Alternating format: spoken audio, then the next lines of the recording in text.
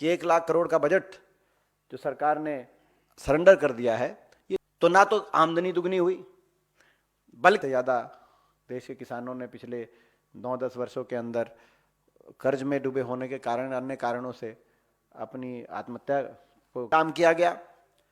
अगर अब 10 साल इनकी सरकार के भी हो गए, अगर हम तुलना करें अलग अलग फसलों के एमएसपी के, आप अंदाजा लगाएं, गेहूं में 10 साल यूपीए कांग्रेस की सरकार के समय देश में 119% गेहूं का समर्थन मूल्य बढ़ाया गया, जबकि मौजूदा भाजपा सरकार के समय, मोदी सरकार के समय केवल 47% गेहूं के एमएसपी में, न्यूनतम समर्थन मूल्य में बढ़ोतरी की गई। इसी प्रकार से पैडी या धान में हमारी सरकार, कांग्रेस की सरकार के समय 10 वर्ष में 134% के न्यूनतम समर्थन मूल्य में बढ़ोतरी करके किसान को दिया गया, और मौजूदा सरकार में 10 वर्ष में धान में मात्र 50% की बढ़ोतरी हुई। उड़द में 205% हमारे समय बढ़ोतरी हुई 10 वर्ष में। उड़द की दाल, पल्सेस की बात मैं कर रहा हूं, और मौजूदा सरकार के 10 साल में 52%। तुड़ में हमारी सरकार के समय 209% की बढ़ोतरी हुई, और अभी मौजूदा सरकार में केवल 52%। तो ना तो जो बढ़ोतरी आप समझें, 10 साल की जो यूपीए की सरकार थी उस समय एमएसपी में रिकॉर्ड बढ़ोतरी हुई, न्यूनतम समर्थन मूल्य में रिकॉर्ड बढ़ोतरी हुई, जिसकी किसी भी फसल में 1/3 उसके बराबर बढ़ोतरी भी 10 वर्ष में इस सरकार में उतनी बढ़ोतरी नहीं की गई। पहली बात। दूसरी, उस समय कर्जा माफी भी हुई 72,000 करोड़ की, इन्होंने कर्ज माफी भी नहीं किया 1 रुपए का किसी किसान का 10 वर्ष में। और कृषि बजट दिखाया तो गया, लेकिन कृषि बजट वापस 1 लाख करोड़ कृषि बजट पिछले 5 वर्ष में सरेंडर कर दिया गया, जो कि कहीं ना कहीं बड़े बड़े उद्योगपति घराने, कॉर्पोरेट के कर्ज माफी के वो सरेंडर करके वो काम आएगा ऐसा दिखाई देता है। फिर एक और बात आई, इन्होंने कहा कि किसान की आमदनी दुगनी होगी। ये भी एक बहुत बड़ा छल निकला, जैसे कि वो 50% एमएसपी पे बढ़ोतरी छल निकला, एमएसपी लाभदायी 50% एमएसपी वाला छल निकला, ये भी एक छल निकला, क्योंकि 2015-16 में एनएसएसओ के अनुसार किसान की एवरेज इनकम थी 8,000 प्रति माह, 8,000 रुपए प्रति माह देश के किसान की एवरेज इनकम थी। वो अगर उसको इन्फ्लेशन में और सारी चीज बढ़ाते हुए अगर डबल करके देखा जाए तो वो कम से कम 22,000 प्रति माह 2022 तक हो जानी चाहिए थी, जो इनका वायदा था। लेकिन कहां पहुंची? 10,200 प्रति माह। तो ना तो आमदनी दुगनी हुई, बल्कि कर्जा दुगना हो गया। किसान पे जो कर्ज है वो 18-18.5 लाख करोड़ हो गया था 2020-21 में ही। 10 लाख करोड़ से बढ़कर देश के किसान पे, जैसे हमने कहा पहले भी आपको एक जिक्र दिया कि वो पर्सनल इंडेटेडनेस, इंडिविजुअल किसान पे 60% की बढ़ोतरी, और जो ओवरऑल इंडेटेडनेस है किसान पे कर्जा दुगना हो गया, लेकिन उसकी आमदनी दुगनी हुई नहीं। ये भी एक आपके सामने है। इसी प्रकार से किसान विरोधी जो इनकी नीतियां रही हैं, अब आप देखें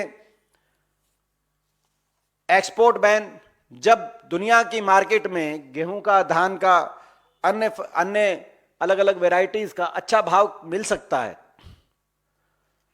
अब यूक्रेन की लड़ाई के बाद से लगातार बहुत अच्छा भाव अंतर्राष्ट्रीय मार्केट में है, लेकिन बैन कर दिया गया, एक्सपोर्ट कर नहीं सकते।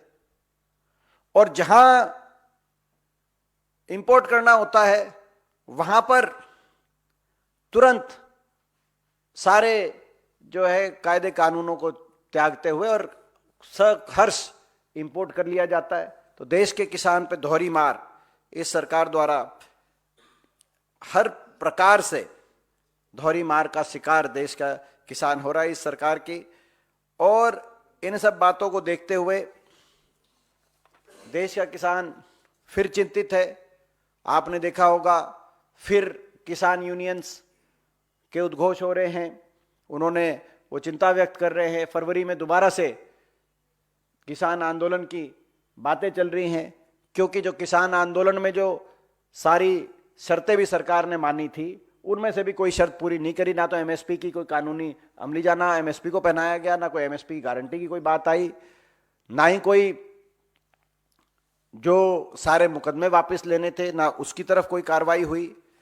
तो जो भी सारी मांगे और जो भी बातें सरकार ने मानी थी, उन बातों को कंपनसेशन प्रोवाइड करना था फैमिलीज को। 750 किसानों की जान कुर्बान हो गई थी उस आंदोलन में सरकार के अहंकार के आगे।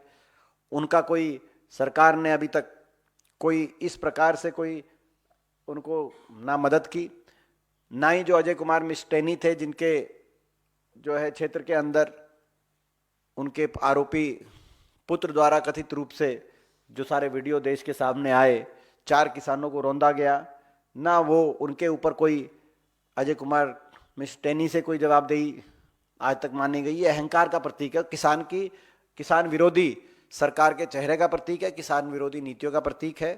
तो यही बात आज हम आपके समक्ष करना चाहते थे।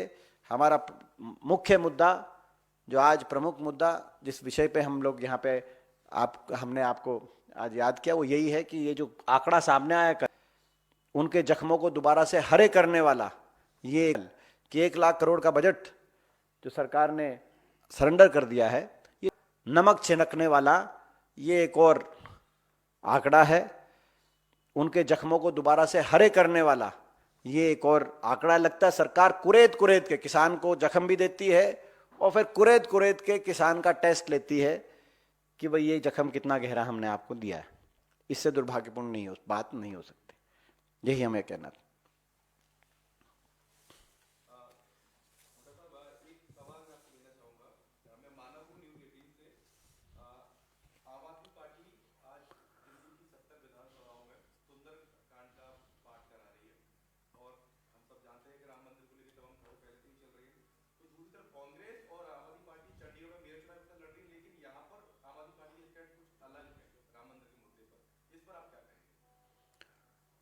नहीं, कोई इसमें हमारा गठबंधन है आम आदमी पार्टी के साथ, और जो है मैं समझता हूँ कि ये जो अगर वो कोई यहाँ पर कोई भी धार्मिक